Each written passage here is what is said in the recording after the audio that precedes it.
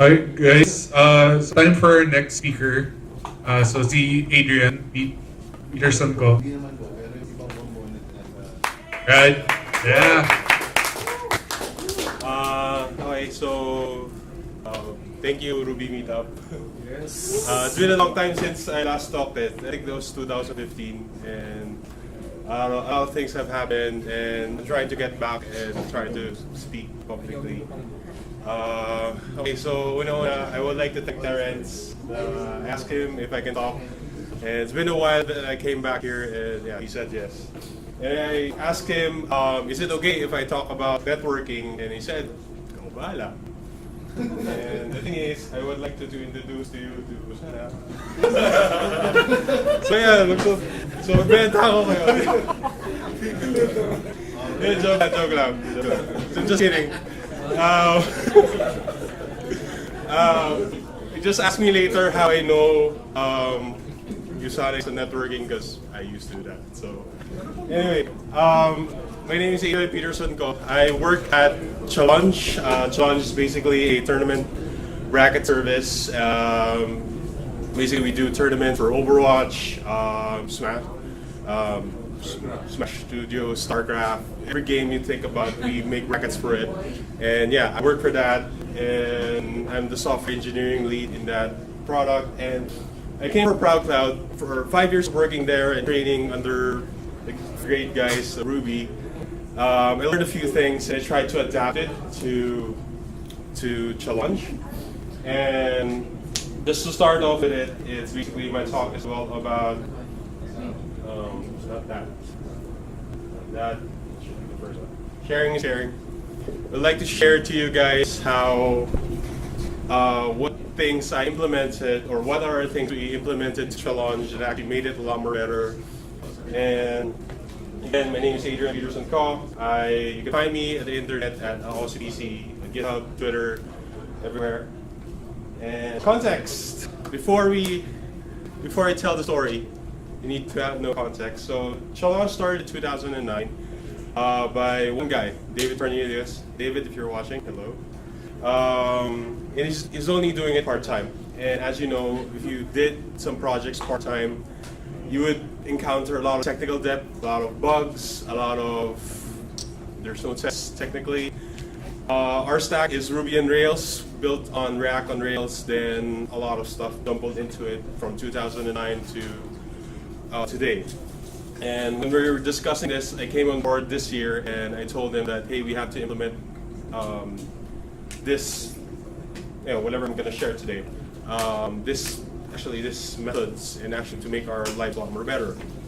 And first thing, we started with sprint planning. So it's kind of unusual, but since he was the sole developer, he didn't have a sprint plan. And what we did is we did a 2-week sprint that starts on Wednesday.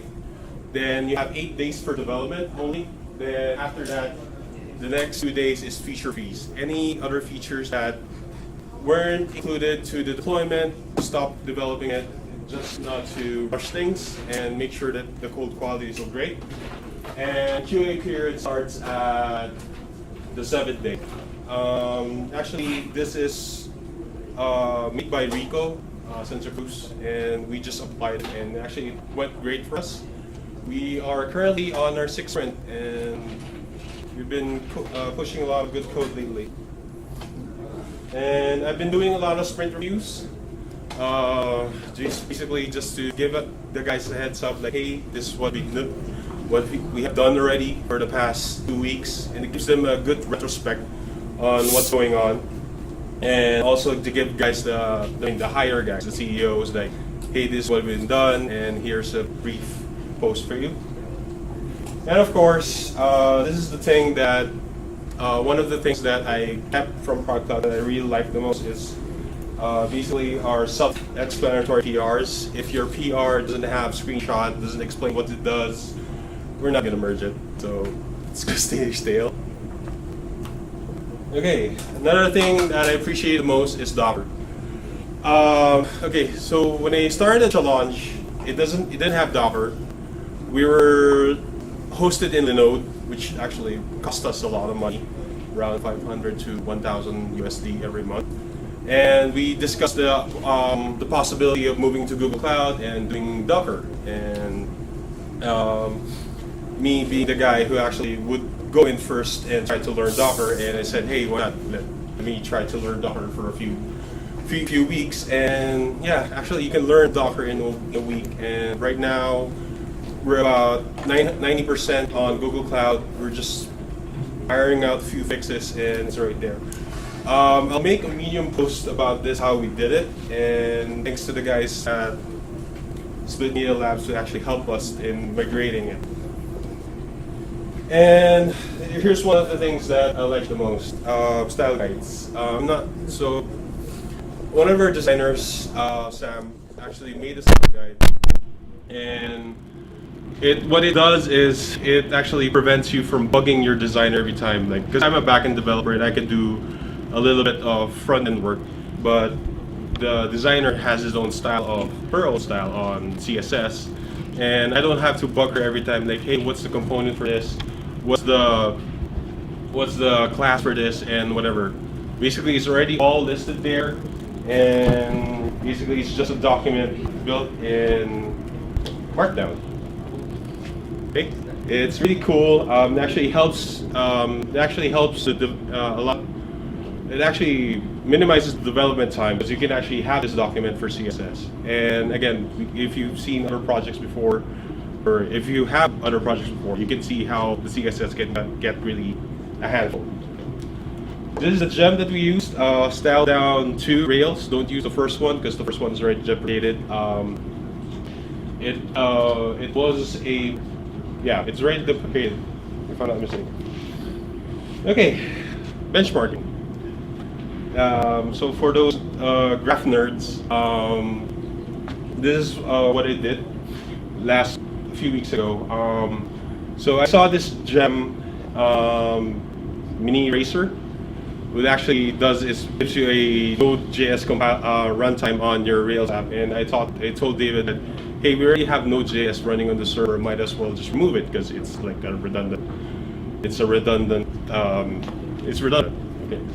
So this is what happened. So if you can see the small portion of the graph, that's the time that we have mini eraser installed, and when I removed it, it went up basically. So this is a benchmark from New Relic, and I suggest you guys use it. It's really expensive, but it would actually help you on figuring out what's slowing down your app and what's the problem. And basically, we catched it immediately before production. And my favorite, tests.